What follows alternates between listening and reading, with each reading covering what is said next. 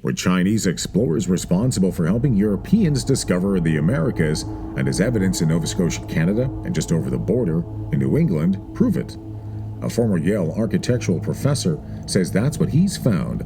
It may be that the east coast of North America had been discovered and rediscovered repeatedly for centuries long before the arrival of Europeans, and the ancient maps some used to get there might prove it.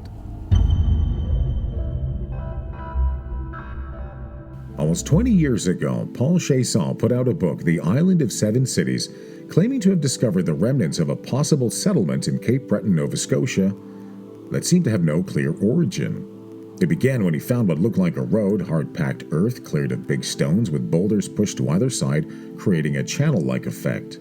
As he followed the road, it led to a large clearing with what he described as the crumbled rectangular foundations for what may have been possible settlers. These are Chiasson's photos that he gathered around the site, taken about 20 years ago, and the evidence he gathered is compelling.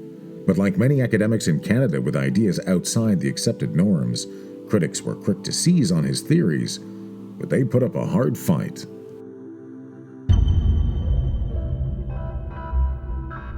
This is what Cape Breton, Nova Scotia looks like today on Google Earth. This is a map from 1692 showing the Cape after proper mapping by cartographers. This is Cape Breton on a map from 1604. You can still see the clear similarities.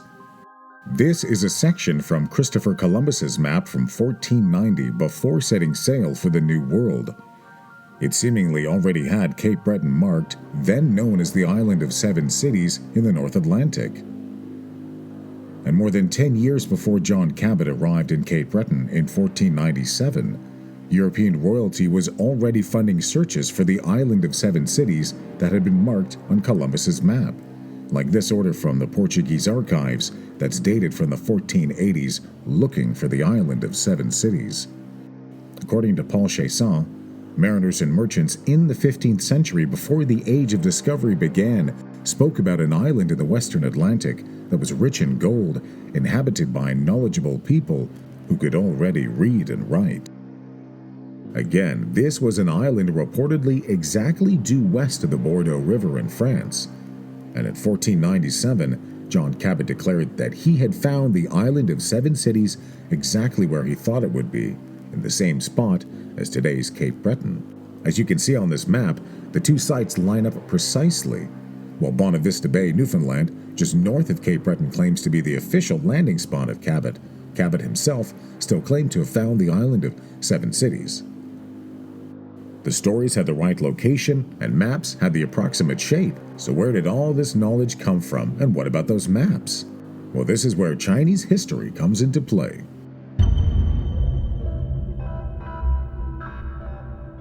Easily erased from Eurocentric history books was the fact that Chinese explorers, for many centuries long before modern Europeans set sail, were already navigating and increasing the size of the world.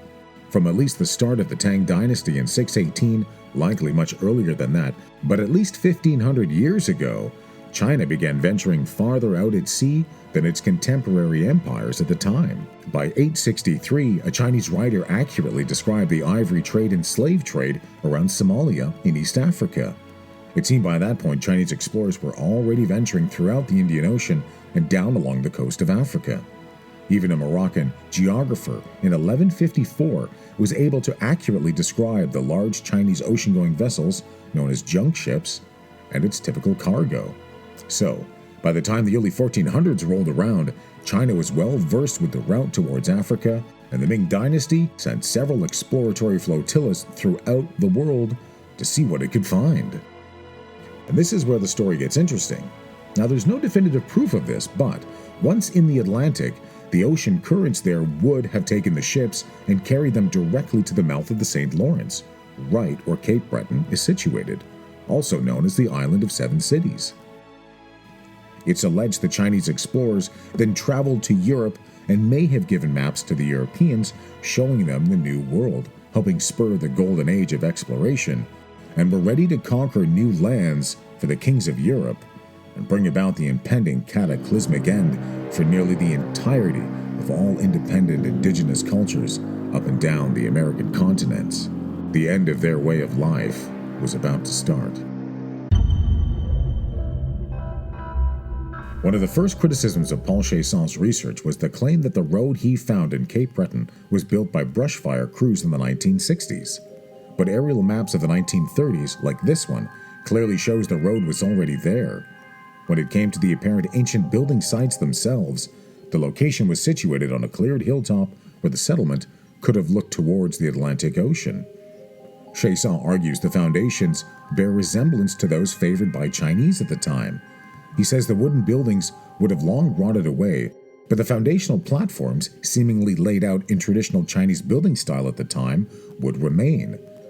And the large rock wall that surrounds all of these platforms, well, that would fit the design for Chinese builders at the time as well, according to the professional architect. The ring was over 1.5 miles long. Now, experts who examined the site say the rocks, despite signs of some cut marks and tooling, and seemingly being organized into piles and along roads, were all natural or the result of that famous fire crew that supposedly did all the work. While Chinese history doesn't mention much about the island of 7 cities at all, there is still lots of evidence of Chinese settlements around North America on both the east and the west coast. Now, even if none of those historical sites can be validated, could there be other evidence? Well, a good place to start is with the local First Nations population, the Mi'kmaq. Mi'kmaq First Nations have always inhabited the area around Cape Breton and continue to do so. The indigenous culture speaks about the arrival of these explorers who preceded the Europeans and the gifts and the knowledge that they shared. When Europeans arrived, they noted that the Mi'kmaq already had their own written language they were reading and writing, and they were using similar characters to those used by the Chinese. As shown here on this copy made by Europeans from the 1700s, showing some of the Mi'kmaq script and its characters. Notice the similarities, and their form of dress and patterns used were very similar to that of Chinese culture at the time. The hat on the left is worn by a Mi'kmaq woman. The hat on the right is worn by a Chinese woman. Even the Mi'kmaq legends tell stories of these visitors that preceded the Europeans' arrival. In 1559, a book on navigation written by Jean Alphonse, the navigator of explorer Jacques Cartier, mentions Cape Breton as a place called Tartary at the mouth of the St. Lawrence River. Tartar was a term that was synonymous with Chinese at the time. A missionary who recorded the Mi'kmaq language in the middle of the 1700s suspected possible Chinese influence based on the commonality of the characters. Well, beyond Cape Breton, could there be other evidence that Chinese visitors were in the area before Europeans arrived? Well, maybe just over the border. South of Cape Breton, not far over the U.S. border, is the state of Rhode Island. It's here. This old structure has been the source of debate for many years. The conventional opinion is that it was built in the 1700s and used as a mill, but the design is similar to that of observatories used by Chinese around that same point in history. Interestingly, all the windows around the tower have odd placements, except at night. They all seem to align with various key stars and constellations in the sky, the same ones typically used for navigation and determining locations, which would have helped Chinese navigators plot where they were on the globe after crossing the Atlantic, which was just south of Cape Breton.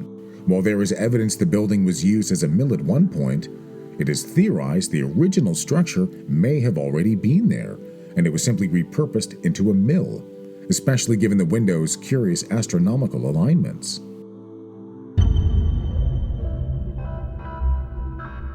Now, it's worth noting the Vikings arrived in Newfoundland just north of Cape Breton in Nova Scotia around 1000 AD, about 500 years before Cabot's arrival. And the Irish priest Brendan, around 530 AD, was also alleged to have made it to the New World 500 years before the Vikings.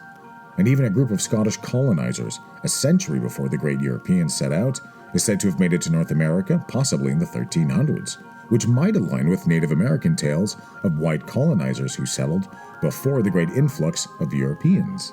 But none of these events are believed to have influenced the story of the mineral-rich island of 7 cities that John Cabot and others were looking for.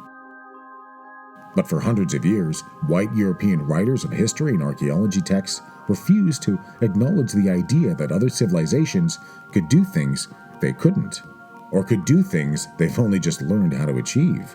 Dismissive racism was simply indicative of the time period. For hundreds of years, it was a regrettable pillar of the foundation for modern history, archaeology, and science. No one was going to question those assumptions. But that dogmatic way of seeing the world, still permeates many aspects of modern culture, which speaks to the bigger need we all have for larger realignments with our understanding and acceptance of who we are and possibly how we got here. I'm Sean. Thanks for watching. If you enjoy the content, be sure to like and subscribe. A lot of my work today came from using some great online resources. I've included those links in the description below. Check them out, give them a like and a follow. If you enjoy the content, there's always great new material coming all the time. Stay tuned. There's another great video coming up next.